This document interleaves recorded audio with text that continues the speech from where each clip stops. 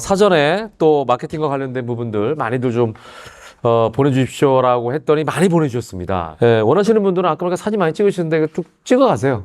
궁금증이 서로가 다 비슷하구나라는 걸 아실 겁니다. 예. 근데 요 중에 하나만 제가 질문을 드릴게요. 요게 아마 가장 궁금해할 만한 질문이실 것 같아요. 지금 네. 말씀하신 거는 마케팅에 대한 이론적인 맞습니다. 사항이었잖아요. 네. 그걸 우리가 실제적으로 현실에서 이거를 적용할 때 네.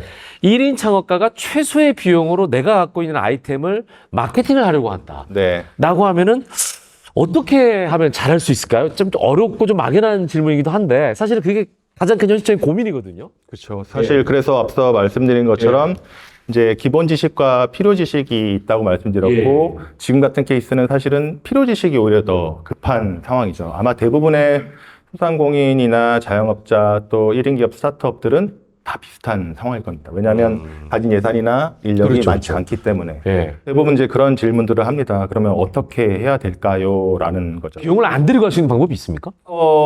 마케팅은 일단 비용이 드는 일입니다. 그러니까요. 네, 그리고 이제 유튜브를 보다 보면, 무료로, 공짜로 또 빵원을 들여서 마케팅하는 법, 뭐 이런 얘기들이 있는데, 개인적인 입장에서는 시간도 비용이고, 오히려 돈보다 더 큰 것이 시간이죠.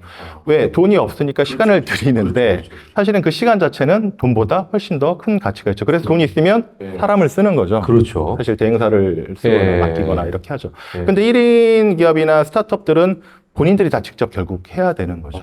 네. 그래서 어떻게 공부를 해야 될까요? 가장 잘하는 방법이 뭘까요? 인데, 그럼 반대로 얘기하면 내가 돈을 쓰지 않고 할 수 있는 방법이 뭐지? 내 시간을 투자하는 방법이 뭐지를 살펴봐야 되는 거죠. 일반적으로 남들 광고한다. 네이버 광고해야지. 그 네이버 메인의 타임버드 같은 경우는 이제 제가 예전에 할 때는 이제 1시간당 3천만 원짜리 광고였단 말이죠. 어휴. 그런 걸 할 수는 없잖아요. 네. 네, 그죠? 그러면 결국에 4시간을 들여서 할 수 있는 것들이 뭘까? 그래서 돌고 가다 보면 나중에는 어디로 가느냐? 내 고객들, 잠재 고객들과 접점을 넓히는 것이 뭐지로 갑니다. 그 소셜미디어를 잘 활용하는 것이 현실적인 방법입니다. 그게 필요 지식인 거죠. 그러니까 소셜미디어 이용법을 아는 것. 당장 그것이 나한테 급한 거죠. 그래서 내 잠재 고객과의 접점을 계속 늘어나가는 방법. 현실적으로는 소셜미디어를 잘 활용해야 된다. 그래서 그 방법부터 익히는 게 우선이다라고 말씀을 드리고요. 그러면서 기본 지식은 계속 쌓아야겠죠. 그럼 소셜미디어는 어떻게 해야 되냐, 뭘부터 공부해야 되냐라고 합니다. 그럼 사용법부터 먼저 시작하는 분들이 있어요.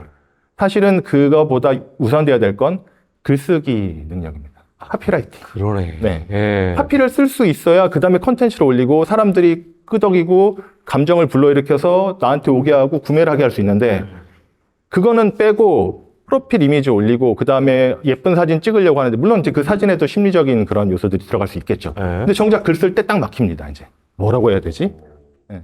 그럼 또 여기서 또 근본적인 또 질문이 나오네요. 그 카피를 모른다 그러면 또 카피를 배우러 가야 돼요? 맞습니다. 맞는데 글쓰기를 못한다 그러면 창작과를 가야 돼? 뭐 이런 거. 맞는데 다행스럽게도 그 우리가 쓰는 카피라는 것은 아주 짧은 글들입니다. 블로그에 쓰는 글들은 조금 길긴 하죠, 상대적으로. 그래도 짧은 글에 속합니다. 그러니까 카피를 배우려면 우리가 당장 필요한 것을 써먹을 것만 배우면 됩니다. 혹시 챗GPT를 활용하는 것? 저는 나쁘진 않다고 생각하는데 챗GPT를 잘 사용하려면 질문하는 법을 또 알아야 돼요. 뭐야, 그 질문학원을 가야 돼요? 그래서 다행스럽게도 내가 누구에게 무슨 질문을 해야 될지에 대한 책들이 잘 나와 있습니다. 그것이 심리에 대한 책이고 카피라이팅에 대한 책입니다. 카피라이팅 책을 보면 이렇게 나오죠. 처음에 내 상품과 잠재 고객이 누구인지 아는 거, 무엇인지 아는 거. 그걸 알아야 제가 글을 쓸 수가 있겠죠. 여러분들의 직접적인 질문을 또 받도록 하겠습니다. 첫 번째 분, 본인 소개 좀 잠깐 부탁드릴게요. 지방에서 목공방 운영하고 있는데 초반에는 온라인 마케팅 많이 했었는데 네. 그게 잘 안 돼서 오프라인을 하려고 하는데 오프라인이 별로 좋은 선택은 아니다 뭐 이런 거라든지 조언. 어떻게 조언. 네네. 자, 일단 뭐, 우리 흑상쌤의 답을 듣기 전에 저는 오프라인은 일단 아니라고 생각하는데. 온라인과 오프라인, 뭐 장단점이 있겠지만 어떤 걸 추천해 주세요?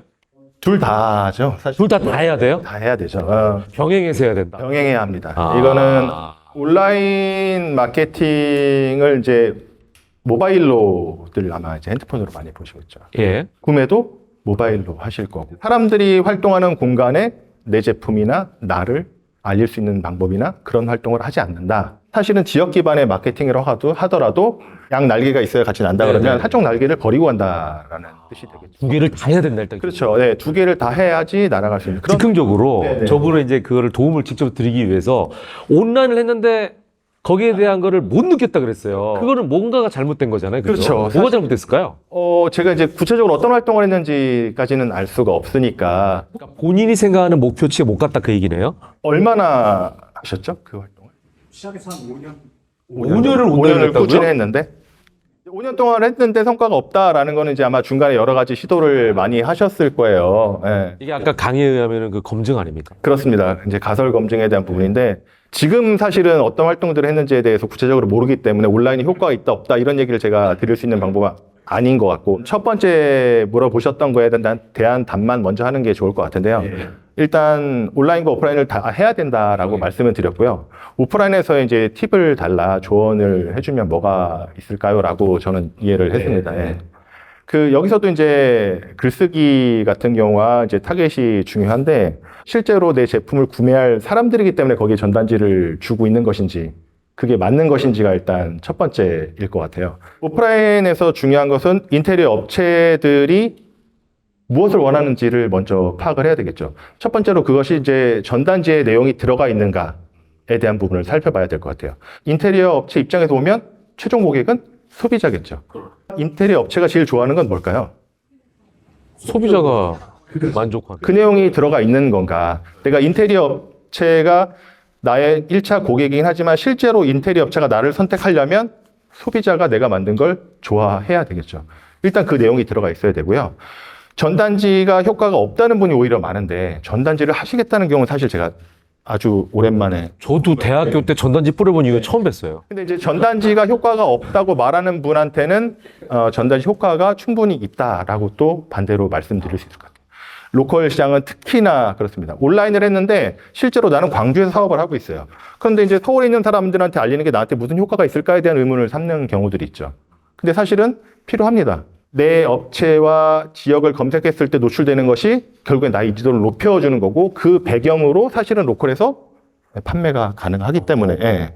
전단지를 잘 활용하는 방법 중에 하나는 앞서 말씀하셨던 것처럼 인테리어 업체가 원하는 거, 소비자에게 어떤 인테리어 업체인지 그리고 어떤 소비자를 상대하는지에 맞춰서 한번 전단지 내용을 좀 꾸미면 좋을 것 같다는 말씀을 드립니다. 자, 그 옆에 있는 분 질문 또 들어보겠습니다. 이제 마케팅이라고 하면 이제 시장을 움직이고 고객을 움직이는 게 중요하잖아요. 네. 그랬을 때 시장을 잘 움직이려면 이제 어떻게 해야 된다고 생각을 하시는지 그것이 무엇이라고 생각하는지가 궁금해요. 아, 시장을 움직이는 거는 진짜 어마어마한 거 아니에요? 그러네요. 이건 굉장히 큰 사실은 담론에 속는 이야기가 될 것 시장을 같은데 만드는 거랑 같잖아요. 큰 흐름들이 있습니다. 예를 들면 제가 예전에 경험했던 흐름 중에 하나는 프로스펙스 워킹화가 처음 나왔을 때 네. 그전에는 사실은 일반적인 운동할 때 쓰는 신발을 신고 걸었죠. 네. 근데 이제 워킹화라는 게 나왔죠. 네, 워킹이나 걷기가 운동에 좋다라는 흐름을 만들면서 사실은 이제 조깅화에서 카테고리를 분할해서 따로 포지셔닝을 했던 사례거든요. 그러니까 신발이 이런 게 필요하다라는 시장을 만든 거네요. 보통 이제 포지셔닝 전략 중에 하나이긴 한데 프로스펙스가 그걸 잘 해서 특히 그때도 모델이 김연아 선수였었기 때문에도 있지만 바람을 만들려면 큰 예산도 들어가고 시간도 네, 필요하죠. 시간도 들어가고 그래야 되겠죠. 내가 시장을 만든다고 하는 과정이라면. 근데 이제 저는 개인적으로 제가 비즈니스를 할 때 말씀드리는 것 중에 하나가 뭐냐면 블루오션을 선택하지 마라라고 저는 이제 말씀을 드려요. 나는 블루오션이 성장할 때까지 버틸 여력과 힘과 예산이 없다. 예. 그리고 그게 성장하는 순간 그걸 가진 사람이 그 시장을 차지할 것이다라고 하죠. 그러니까 우리 같이 작은 규모의 비즈니스 하는 사람들은 레드오션을 가는 게 맞죠. 레드오션 사람들이 많잖아. 경쟁이 치열하잖아. 바꿔 생각하면 소비자가 있잖아. 시장이 이미 있잖아. 아, 굉장히 현실적인 말씀이시네요. 네, 그러니까 흔히 얘기하는 퍼스트 무버가 되는 게 아니라 팔로워가 된다. 그렇죠. 예, 그게 맞습니다. 스타트업들이 그 고생을 해서 블루오션에서 성공을 하면 대박이 정말 터지겠죠. 하지만 우리는 그럴 수 있는 건가에 대한 자문을 한번 해봐야 되겠죠. 그래서 스타트업 강의를 가면 아이디어들이 정말 뛰어난데 그것들이 3년 이상을 버티는 경우는 거의 저도 못 봤습니다.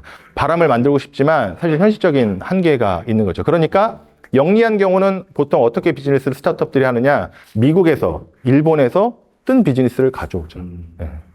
그래서 그걸 한국화시키는 거를 훨씬 더 많이 합니다. 그러니까 없던 일을 새롭게 만드는 것은 정말 위대한 일이고 의미 있는 일이긴 하지만 그걸 위한 리소스나 비용이나 현실적으로 감안했을 때는 바람을 타고 그것이 함께 되지 않는 이상은 좀 쉽진 않다. 지금 사실 마케팅이라는 건 처음에 이제 시장에서 시작을 했죠. 근데 지금은 이제 사람으로 옮겨온 거죠. 사람 중심으로. 예전에 시장 중심일 때는 상품을 내다 팔면 팔렸죠. 그래서 브랜드 찍어놓으면 팔렸고, 지금은 그렇습니까? 브랜드 잘 몰라도 사죠. 심지어는 노브랜드가 나왔잖아요. 그죠? 그래서 저는 마켓을 만들기보단 사람을, 고객을 만드는 거에 집중하는 게 더 좋지 않을까. 굉장히 현실적인 말씀해 주신 것 같아요. 예, 저도 100% 동감합니다. 일론 머스크면은 만드셔도 돼요. 본인의 시장을. 근데 그게 아니면 현실적인 대안을 찾자. 이런 말씀인 것 같습니다.